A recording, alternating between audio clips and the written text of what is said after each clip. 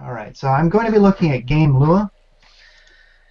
If you'll recall, let's bring up the app again.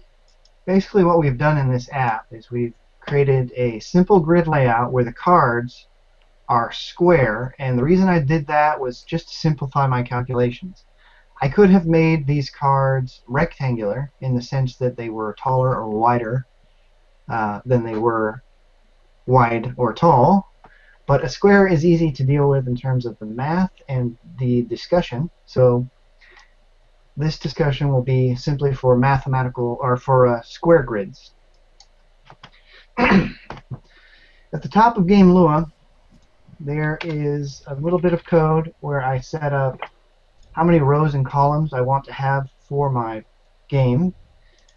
And then immediately what I'll do is calculate the size of the cards. Knowing that I'm going to have... Boy, I'll tell you what, I'm not doing a very good job today. I'm kind of rushing it. What I do here is I calculate the width of the card simply by taking the width of the device and dividing it by the number of columns that I want to display. And then I make the card height the same as the card width. Now you might think that this would cause a problem, but I know that my device is going to be taller than it is wide.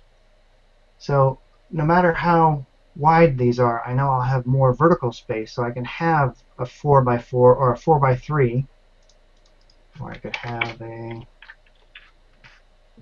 I have enough card images, I don't. So at this point I made 5 rows, and now the cards are too big. So we'll just go back to 4. You know, this is what happens. We step away, and now I'm kind of like I'm rusty on this whole examination of the code bit. That's all right. I do have a question for you. This layout is sort of vertically, horizontally centered, I guess maybe. So yeah, I'm going to get to that. Actually, I'm going to get to... So one of the problems that people have when they do these grid layouts is understanding how to position things. And I've got a diagram I'll show you in a moment that will help explain the math here. First of all, I am viewing this. Let's go ahead and put it on an iPhone 4, our very traditional layout. So this is simulating a 320 by 480 or 640 by 960 device. So 960 pixels tall, 640 pixels wide. Let's see. So I've calculated the card width and the card height. And if we scroll down here to the draw board algorithm, or the function that is, this function's job is basically to draw the entire grid. And the way we do this, the way I do it, is I calculate a starting point for the x and y. And let me bring up the diagram here.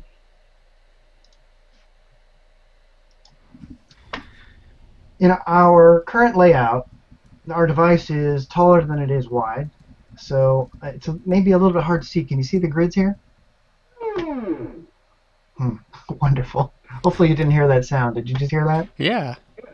That was the game telling me I failed. Oh. Okay, so we'll just leave that alone.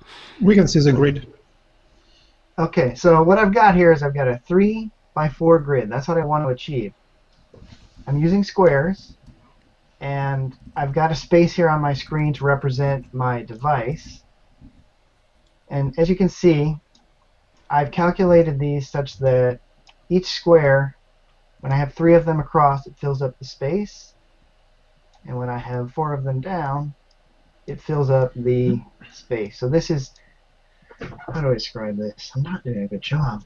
Let's go back to the game for a minute here. I feel like you're doing fine. Where you feel like you're? Well, I keep saying, okay, that's not entirely true. So my example here, as you can see it on the left, doesn't represent the actual device because the device is slightly taller. I left room for the HUD at the top. Nonetheless, let me get these things out of the way here. So in Corona, as in most game SDKs and game engines, That The looks like modern art. Sir? The green stuff on the right looks like modern art. Ah, well, I can fix that. Less modern art. So the Looks like coordinate art. system in the Corona display system, 0, 0 is in the upper left corner, and X increases to the right, and Y increases going downward.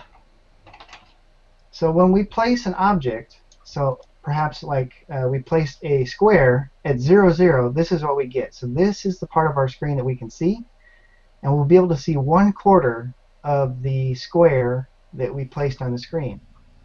If we want to see the whole square, what we need to do is place the square half of its width to the right and half of its width down. And in the code here, let me bring up the code. What I've done is I've said basically, let's choose a starting position for X as just ignore the code below.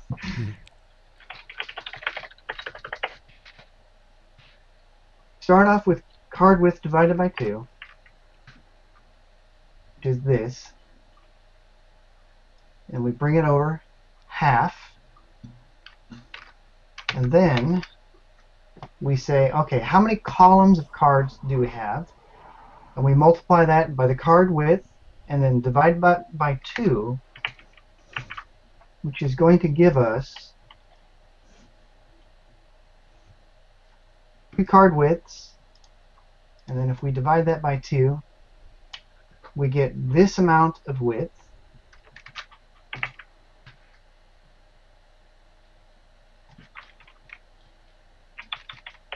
So then we can add that to our starting position. But then, let me go ahead and put this in the same order as I have the current code.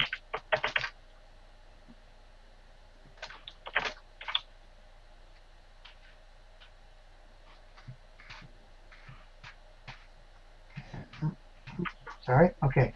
So now, grab this. We've pushed our card. Let me grab this whole bit here. Yeah. Okay. So now our card's going to be here. And then what we want to do, move that back to the left, because I like to do everything based on the center of the screen.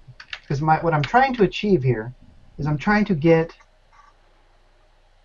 the cards to line up horizontally in the center of the screen. So you've got basically you're looking at the size of the card itself, and then you're trying to figure out how many cards you can put into the row, and then you're trying to line up all those cards in relation to the screen. Is that what's happening? Right, right. Okay. That's exactly what's going to happen. So from left to right, I start off in the center of the screen, right down the middle. Mm-hmm. Then I move it back to the left by half the width of 3 columns. So I take 3 columns and I move it halfway back, and then I move it to the right by 1/2 card width, and what I get, find the right window, what I get is a starting X position right here. Then I do the same piece of math, but I use the number of rows as a multiplier. And then I'll get this position. So now I've got an X position here and a Y position there. And then what I'm going to do is iterate over rows and columns and simply place my first card at the 0, 0 position that I've calculated, then place the next one card over, and then my loop is going to wrap around to the next row, and then I'm going to place the next one row down, starting over at the 0x position, place the next one here, and so on and so forth until I get all the way through the end.